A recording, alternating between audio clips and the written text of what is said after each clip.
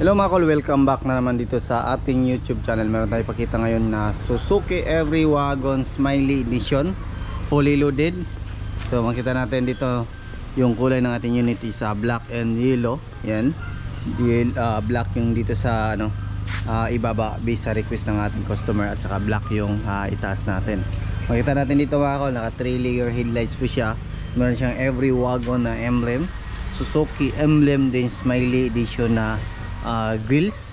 Meron siyang solid bumper dito sa harap. Then meron tayong 3,500 pounds na winch mga kol. Ayan, meron din siyang mga dito, shackle.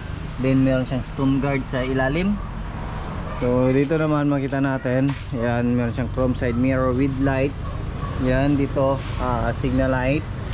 Then fender customized. Then fully undercut lift up po yung ating unit para magkasya po yung 14 inches natin na 185 R14. Brand new mag wheels po yan with spacer.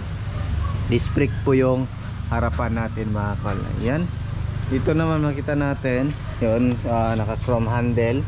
Meron siyang detachable carrier sa taas, at saka meron siyang spare tire na mud terrain sa itaas mga kol. Double power slide po yung unit natin. Meron siyang auto step dyan. Ayan. And dito check natin sa likuran, ganun pa rin. Meron siyang fender dito, oil spring yung likuran din. Meron siyang lift up kit. Then makita natin dito, ito yung mag wheels natin. Meron din siyang spacer dito. Ayan. Then dito naman sa likuran, meron siyang spoiler. Then meron siyang ladder. Then makita natin, yan, nakatayo po yung tail light natin. Then meron siyang dito, gas container, 10 liters. Then dito makita natin, meron siyang bumper sa likuran. Meron siyang towing hook. Then yung ating plate number, shackle. Then naka street pipe po yung unit natin. Ayan, street pipe, ang ganda ng kayang tunog nito. Ayan, dito naman tayo sa likuran, check natin. Yan, makita natin yung ceiling natin is black po yung ginamit natin. Then meron siyang third set, meron siyang mga ilaw dyan sa gilid. Ayan. Then dito power slide nya. Ayan, makita din natin dito, meron siyang headrest. Meron siyang armrest. Yan, brand new yung cover natin dyan. Then yan, dito brand new yung matting natin. Check natin dito yung jack, tie rings, at saka yung riser nila. So yun, so meron siyang extra mini fan din dyan. Dito naman, yan, all power, power window, power mirror. Then naka Sparco steering. Then siya, quick release. Kita natin, pwede natin yan tatanggalin yan. Yan po yung steering natin. Dito meron tayong digital temperature gauge. Yan, center mirror, 7 inches touchscreen stereo with reverse camera. Then makita natin dito yung dashboard natin is back to original po yung kulay natin. Then dito makita natin yung ating mga power slide switch. Dito yung sa natin. Ayan, sa mga ilaw sa ilalim. Yan ilaw sa, at saka dyan, diba? Then dito power slide switch, long press lang natin. Ayan, function. Sa left side, long press lang natin. Ayan, function po yan lahat. Yan, so start natin yung makina natin para makita natin kung ano yung under. Ayan, so naka-under na siya mga kol. Tingnan natin. Ayan, ganda ng under. Ayan, so fully undercut. Ilaw.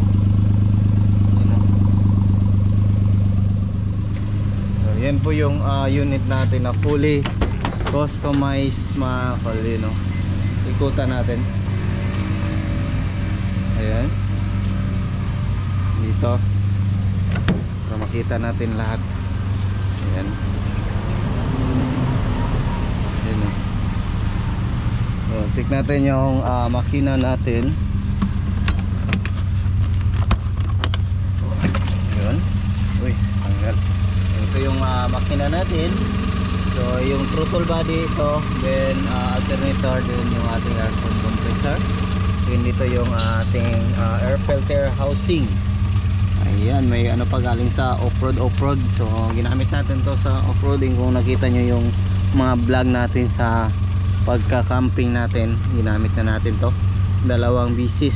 So napaka solid talaga nito mga kol. So proven and tested na po yung unit natin. Then check natin sa kabila. Ayan. So dito natin ilagay yung ating steering wheel. Ayan. So ito yung makina natin. So yung makina natin is P6E engine, 660cc. Meron ito maximum power na 64 horsepower at 6,500 rpm. Then meron ito maximum torque na 103 Nm at 3,500 rpm. So 3 cylinder, 12 valve, all aluminum engine. Then naka timing chain na po itong mga ganito with turbo na po yan mga kapal. Yan. So yan po yung setup natin ngayon. All in all, sa basic setup nito mga kalis, nasa 330,000. Pero kasama itong mga upgrade na to is umabot po siya ng 485,000 all in. So yan lang muna yung aming vlog for today. Maraming salamat po sa yung patuloy na pagsubaybay. Ayan, so yan po sila, isang may-ari po yan, sabay pa-ship ngayon. So ulitin ko po, yan lang muna yung ating vlog for today. Maraming salamat po sa yung patuloy na pagsubaybay. Sa bago lang sa ating channel, don't forget to like, share and subscribe, and click na rin yung ating notification bell para updated kayo sa ating next video uploads kayo. Ingat po mga kol, and bye bye. God bless po sa ating